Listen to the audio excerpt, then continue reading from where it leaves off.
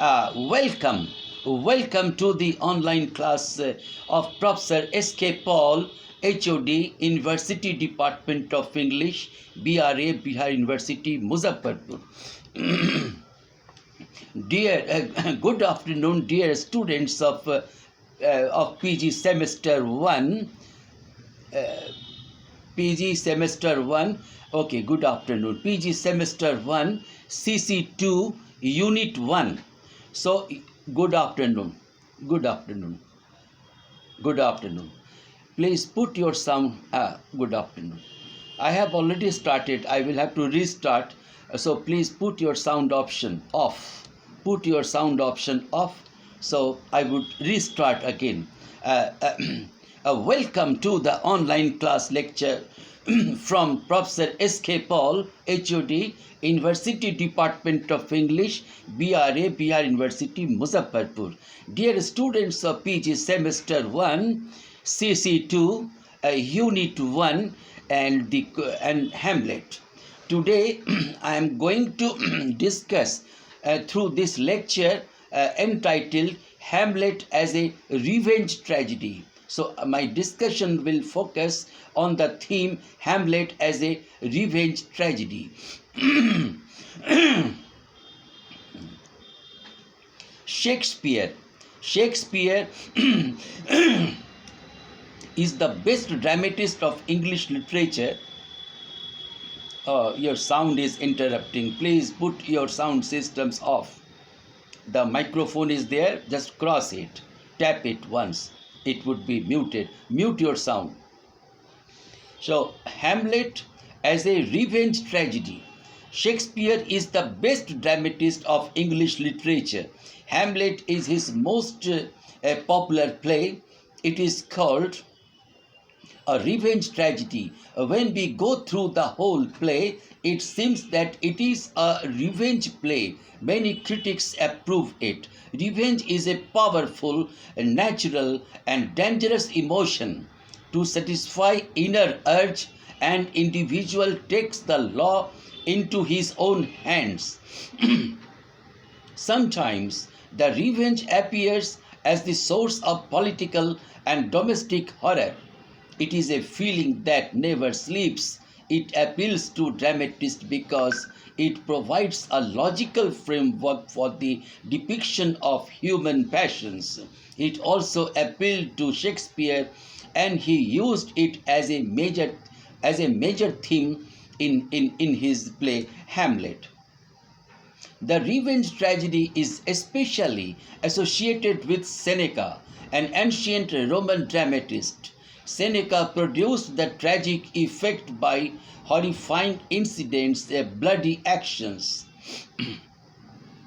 This type of tragedy reached in England during Elizabethan period. Kidd opened a new chapter in the history of the revenge play. Shakespeare also adopted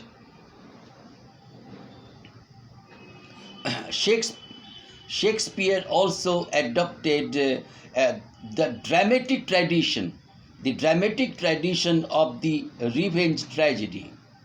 So you know, I am interrupted by this sound because lots of sounds are coming in the Google Meet. So please, I request you once again, please mute your sound option. You will see that there is a sound like this. I just show you the option. Okay. Please. Also, who is with the children? Who is with the family? I ask such students, please get off your family and concentrate your mind, your spirit, your all zeal towards me. Because in such atmosphere, online classes cannot be taken. Please, I appeal you once more. Shakespeare also adopted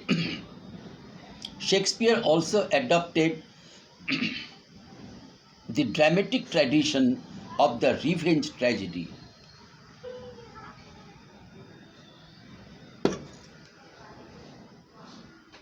His Hamlet follows the major convention of revenge tragedy, the story from which its material is drawn has a dominating revenge theme.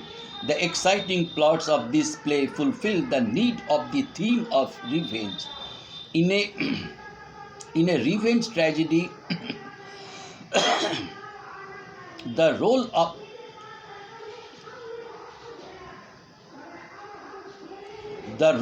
the ghost is very important. The ghost urges the avenger to action. In this context, Hamlet has clear affinities with this type of tragedy. Here, the ghost of the dead kings urges the Prince of Denmark to wreak vengeance upon Claudius. He has ascended to the throne by foul means. His guilt is unknown to anybody. Hamlet stages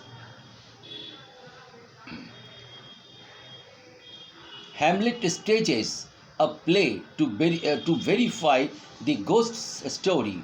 Thus, the central theme of Hamlet becomes the revenge.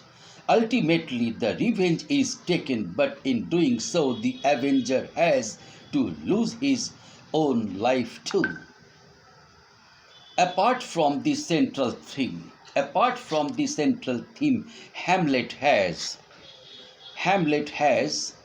all the important characteristics of the revenge play. Here we have violent, bloody, and terrifying scenes. Those scenes create a feeling of terror in the minds of the audience. The appearance of the ghost is one of them. Hamlet murders Polonius before our eyes. This unexpected murder creates panic. Ophelia becomes mad.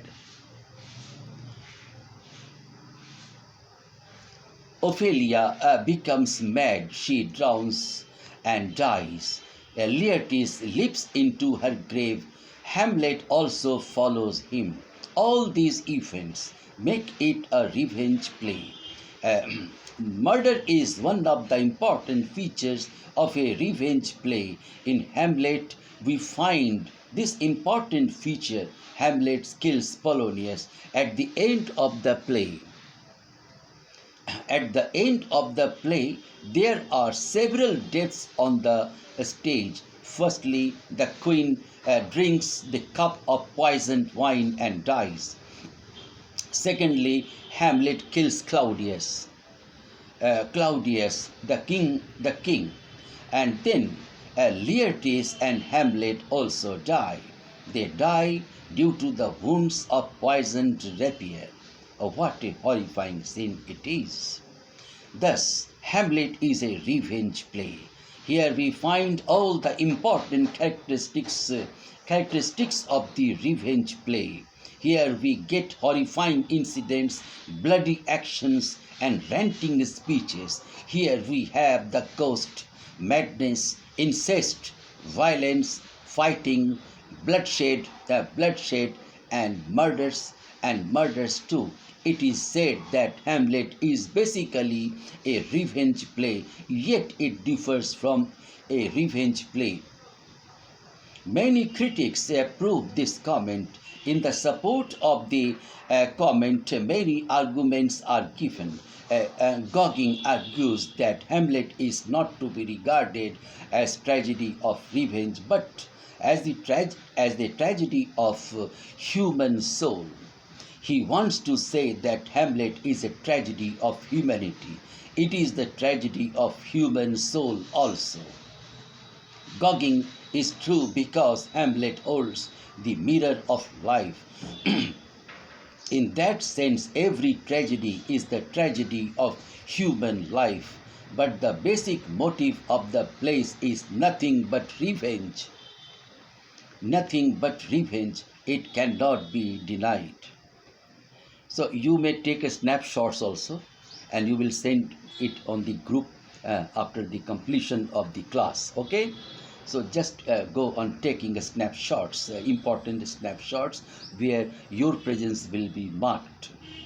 Audiences watching Hamlet at the time it was first performed would recognize the play as belonging to a particular genre.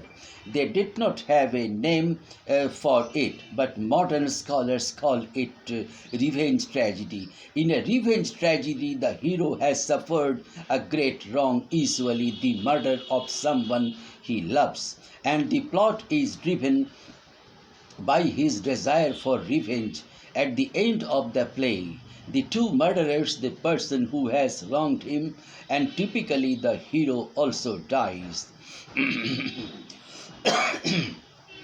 The first really popular revenge tragedy was the Spanish tragedy written by Thomas Kidd. It was written more than a decade before Hamlet, and it was still being performed when Hamlet was first staged. Shakespeare's audiences would have noticed that Hamlet borrows several features from Kidd's play, including a vengeful ghost, a play within a play, and a hero who goes mad. But rather than simply repeating the familiar conventions of the revenge tragedy, Hamlet subverts many of the tropes to question both the genre of revenge tragedy as well as the nature of revenge itself. Hamlet turns revenge tragedy on its head by taking away the usual obstacles to the hero's vengeance. In a typical revenge tragedy like the Spanish tragedy, the hero faces two obstacles: to find out who the murderers are, and then to get himself into a position where he can kill them. In Hamlet, the hero learns the identity of his father's murderer at the end of Act 1, and he is in a position to kill Claudius from the very beginning. No character thwarts him in his desire for revenge, and living in the same palace as his nemesis, he has many chances to enact his plot. Hamlet's only real obstacle is in his head. Is in his head. He is uncertain of what he should believe and how he should act. To be or not to be, that is the question. This is the prime. Phrase in Hamlet's in Hamlet, Shakespeare's Hamlet.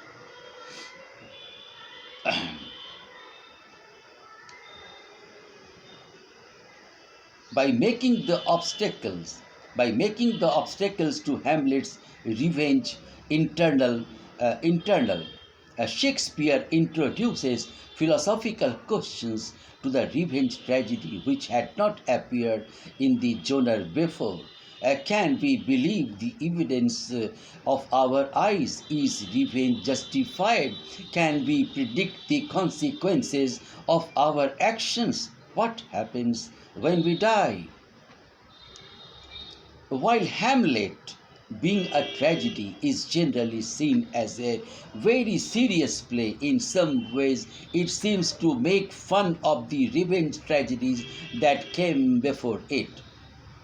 When Hamlet cries, remorseless, treacherous, uh, treacherous, lecherous, kindless villain, "O vengeance," he sounds like a sillier version of the Hieronymo, the hero of the Spanish tragedy.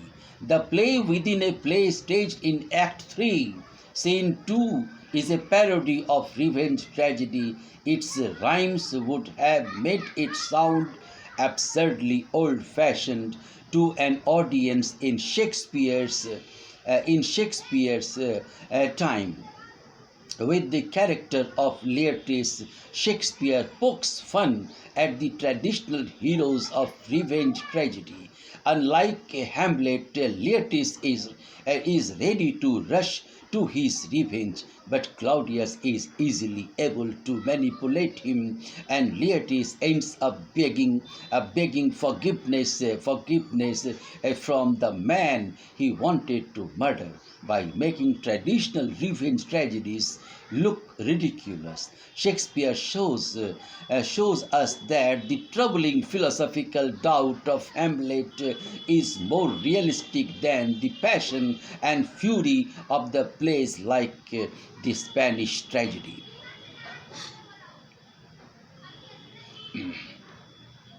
After Hamlet, the genre of revenge tragedy would never be taken entirely seriously again. Later,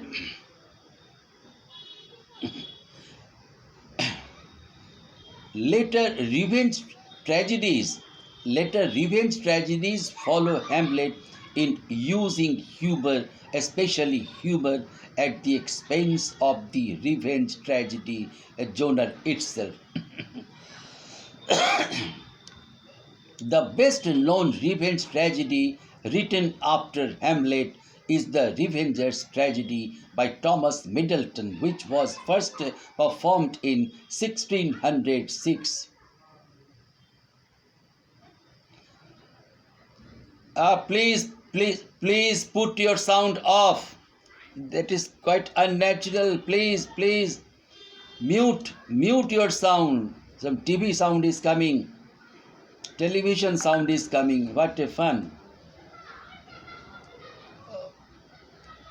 Hello. Now it's okay. Now it's okay. The TV sound is gone. Oh my God, what it was.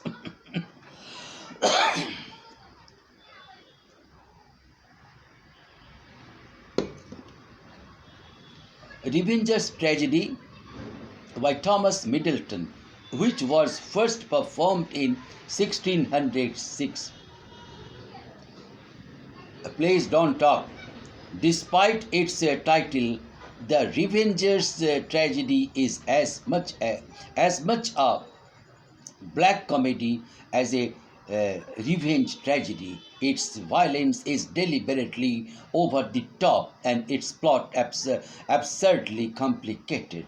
Middleton was also influenced by Hamlet's philosophical questions. Where Hamlet doubted the morality of seeking revenge, Middleton's hero Windis is openly immoral in pursuing his by the end of the play. Windis is more a villain than a hero. Modern action movies also owe a great deal to Hamlet's comic take on the revenge plot. Movies like Kill Bill and John Wick share with Hamlet and the Revenger's Tragedy, moral heroes and complex revenge plots ending in comically gory action sequences. Hamlet is the most successful and famous play written by William Shakespeare. To understand it as a revenge tragedy, we will have to understand about the literal meaning of revenge. According to Wikipedia, revenge is defined as the act of committing a harmful action against a person or group in response to a grievance, be it real or perceived. It is used to punish a wrong by going outside the law. Francis Bacon described revenge as a kind of wild justice that does offend the law and putteth the law out of office. Primitive justice or retributive justice is often differentiated from more formal and refined forms of justice such as distributive justice and divine judgment. In the very beginning of the play, we can find the appearance of a ghost, and it is confirmed by his appearances that the spirit is actually the spirit of the king who is now no more. When Horatio tells Prince Hamlet that he has seen the shadow of a King Hamlet, then we find even Prince Hamlet is surprised. In the communication between the ghost of the king and Prince Hamlet, it is revealed that the king was murdered by his own brother. The ghost has lost his physical body and he wants to take revenge of his murder.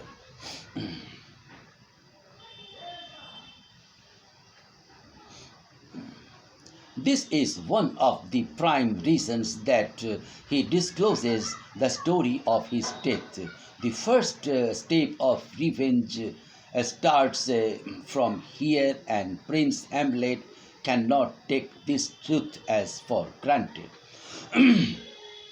He is suspicious from very beginning of the play that now can his own mother marry his uncle so hastily. His confusions and questions are answered by the ghost, and it becomes clear that Prince Hamlet is not going to spare anybody. This kind of tragedy is attributed to Seneca, who has an ancient Roman dramatist. He has written almost 10 tragedies, whose plot has been taken from Greek mythology. In Senecan tragedy, we can find horrifying incidents taking place one after another. There are some parallels between Senecan tragedy and Shakespearean tragedy. In Hamlet, we can find delay in action as Prince Hamlet is busy in thinking what to do and what not to do.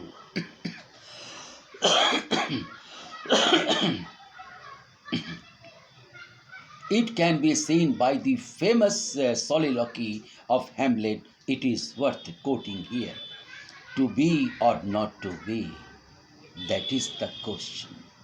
Where it's nobler in the mind to offer the slings and arrows of outrageous fortune, or to take arms against a sea of troubles, and by opposing end them to die, to sleep no more, and by a sleep to say we end the heartache and the thousand natural shocks. That flesh is higher to it is a consummation devoutly to be wished, to die, to sleep perchance to dream, to sleep perchance to them, there is the rub, for in that sleep of death what dreams may come. So this is a part of famous soliloquy in Hamlet. Thus, it can be understood clearly that Hamlet thinks very deeply before taking any action, and he is not irrational in this approach. There are violence and bloodshed, but these can be justified as being the features of a successful revenge tragedy. We can find so many melodramatic actions in this play. The murder of Polonius is by mistake committed by Prince Hamlet, but Leatrice is made to believe that Hamlet has killed his father in a fit of rage. This again acts as a plot, and the story advances further. Leatrice decides to take revenge because he loves his father more than anything else. Thus, we can see that revenge is associated with love. Unfulfilled love can generate hatredness, and we can see it in Ophelia. She loves her father very much, and she cannot think even in her dreams that her lover can actually kill her father. She is unable to handle this reality, and thus she turns mad. She starts behaving abnormally, and finally she drowns herself. She is entrapped in the situation where she is unable to think what to do and what not to do. She finds solace in death, and we will find that at the climax almost all the major characters die because Shakespeare believes in poetic justice. He cannot spare the culprits, and in order to punish those, even the hero has to stake his life. The Mousetrap Act is a kind of parody, as it is a play within a play. It is one of the most important tools of the revenge tragedies written during or before the Elizabethan period. In the Spanish tragedy, we can see the same thing. The protagonist, Prince Hamlet, is at the center of the play, and his soliloquies show that in a revenge tragedy, how a character is always in dilemma. He is passionate to take revenge, but he is always rational. He got a chance to murder Claudius, but he left the chance because Claudius was offering prayer to God. He knows that if he kills Claudius during the prayer, then his soul will rest in heaven, and he hates Claudius so much that he cannot see him in heaven. However, several critics have said that this action of Hamlet proves that he lacks all power and self-determination. It can be said that due to this lack of self-determination and willpower, there is a delay in this action. Whatever may be the reason, but we cannot deny that even in poor circumstances, Hamlet has the ability to think. On way to England, he exchanges the letter and plots the execution of Rosencrantz and Guildenstern. Uh, even in a fit, even in a fit of rage, we can also see that Hamlet cannot kill his own mother, but he starts hating her. The degree of hate is so intense that he cannot believe on any of the women of the world. He says that even a beast can wait for more than 2 months and mourn over the death of relatives, but her own mother has married his uncle in haste. She cannot wait, and it seems that she was waiting for the death of her ex husband, Prince Hamlet, is disturbed so much by this action of her mother that he says, Must I remember? Must I remember why she should hang on him? As if increase of appetite had grown by what it fed on, and yet within a month. Let me not think on it. Frailty, thy name is woman. A little month or hair, those shoes were old, with which she followed my poor father's body. The above mentioned lines clearly shows the mental condition of Prince Hamlet, that why he keeps on thinking all the time. He starts hating the entire womankind, and this is one of the reasons that he is unable to respond Ophelia's love for him. When Ophelia dies, then only he understands that he is unable to respond to Ophelia's love for him. When Ophelia dies, then only he understands that he was in love with her, and this love was not merely an attraction, but it was the overflow of genuine emotion. This overflow of emotion can also be seen in the brother of Ophelia. Leatrice is burning in the fire of revenge. He is unhappy man because both his father and his sister is no more now. He loved both of them dearly, and he is made to believe that only Prince Hamlet is responsible for both the deaths. Thus, we can say that the whole play is a revenge tragedy. T.S. Eliot has said that the play lacks objective correlativity. That is to say, Hamlet shows confused emotions. As far as I think, in Prince Hamlet, the main problem is search for reality.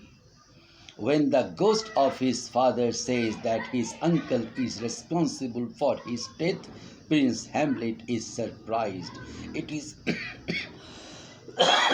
it is also a fact that he cannot believe on a ghost, and that is why he brings the idea of the play which acts like a mouse trap.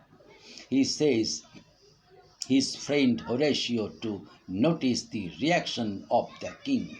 Thus, we can say that Hamlet is a kind of person who is not confused, but he wants to make all the confusions clear.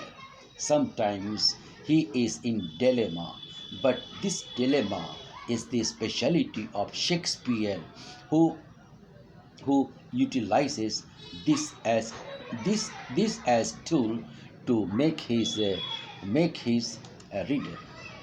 readers engaged. So, dear students, today in my this maiden class, that is this in this maiden class, I have delivered my lecture on Shakespeare's Hamlet as a revenge tragedy. So I have finished my lecture today, and I will discuss more on Hamlet just tomorrow, if it is not a holiday. So, thank you, all of you. Have you taken screenshots, dear students? Have you taken screenshots? Yes, keep on taking screenshots. I would and send them to the group, to the class, and that would be marked as your presence. So remember, taking the snapshots and sending them is a shared responsibility. You will do that. All of you will do that. Also, thank you. So I am really very happy that I could conduct this my maiden class today. Officially, I have started, and you will have more faculties after the assignment and after the routine is not yet made. Routine भी अभी हमने नहीं बनाया, routine बन जाएगा, वो भी मिलेगा आपको, and all other teachers. So I have sent the list of the teachers. Escape all myself, Dr. Madhushalini, second, third, Dr. Madhur Kumar, Dr. B.S. Roy, and Dr. R.K. Sinha. In the list, I might have forgot to send the name of R.K. Sinha, but he is there. So we are total 5. We have 5 numerical strength of faculty. So next day we will have more. Okay, thank you. Thanks a lot. Thanks.